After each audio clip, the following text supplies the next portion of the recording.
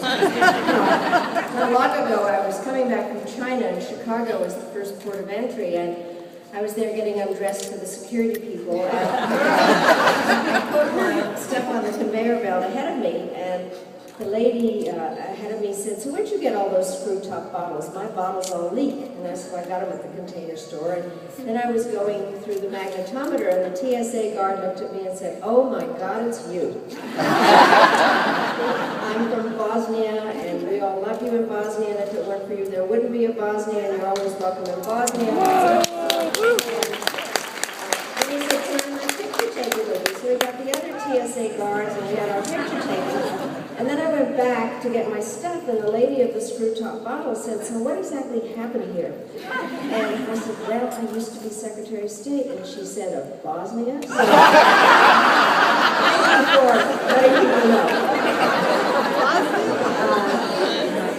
I am really, really grateful to Lanny and Sharon Martin for being my friends and for sponsoring all this, and so very, very kind of you to do this, and this wonderful art museum, and Christoph, I really think you did a fabulous job of mounting this, and then Scott for Northwestern Mutual's sponsorship of the Macy Foundation, and then I also want to thank Martin Fuller, a very good friend of mine. He's here with his family. He spent a lot of time at my house as we assembled the pins and appraised the pins and decided what they really meant, so it's very nice to have you here with me. I love being in Denver, and I do consider it my hometown. I lived in many places. You'll find this hard to believe. I lived at 13th and Bannock, which is under something at the moment, when nobody would have lived in downtown. And I've lived in South Denver. I did go to Maury, and I went to Kent, which I loved, one of my classmates, Yulica. Good to see you. There were only 16 of us. And I love coming back. I have come back many times, obviously in the summers and skiing, and then when the convention was here, which Denver did its very best. I thought that was a fabulous convention.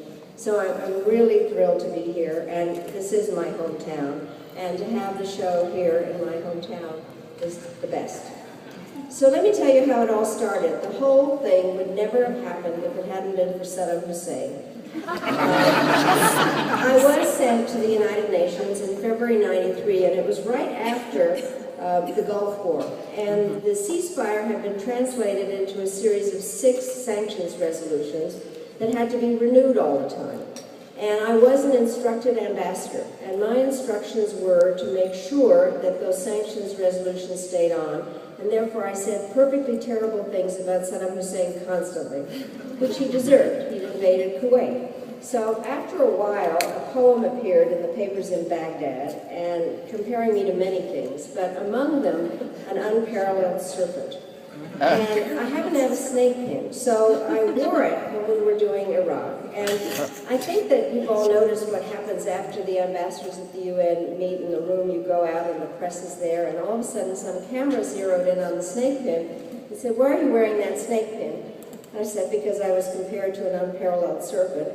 And then I thought, well, this is fun. So I went out and I bought a lot of costume jewelry that, in fact, I thought would depict whatever it is we were going to do on any given day. So on good days, I wore flowers and butterflies and balloons, and on bad days, horrible insects and various carnivorous animals. And what would happen when the other ambassadors asked me, "What are we going to do today?" I said, "Read my pins." And it was based on, if you remember, the first President Bush had said, "Read my lips, no new taxes." So I was read my pins.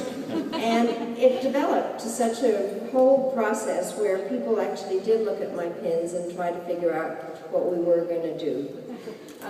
I do have a lot of pins in the collection. They all have some kind of a foreign policy story associated with it. It is true, I did start an international relations club at Kent and made myself president of it. And every time I went to a different school, I did the same thing. The only reason that I ended up being ambassador to the United Nations was that when I was a sophomore in high school, I won the United Nations contest for the Rocky Mountain Empire. because I was able to name the 51 countries of the UN in alphabetical order. But international relations has been my passion, and foreign policy has, and I think that I felt it was very important to make foreign policy less boring. And so the pins are basically a vehicle for telling foreign policy stories. That's what it's all about. There's some, let me just point out that they all have placards on them, but that are kind of interesting to look at. There is a bluebird that is really very beautiful, and one of the things that I had to do when I was ambassador at the United Nations, the Cubans had shot down unarmed civilian planes. And my job was to get condemnation of Cuba.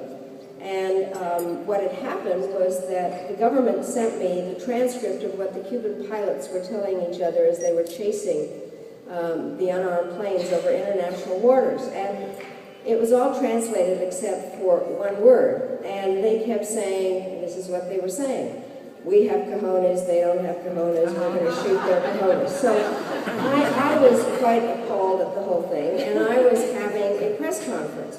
And I came up with a line, which was, it's not cojones, it's cowardice. I had Elaine Shokis with me, who helped put the whole show together, but was my chief of staff, and was also the judge of whether something was appropriate to say.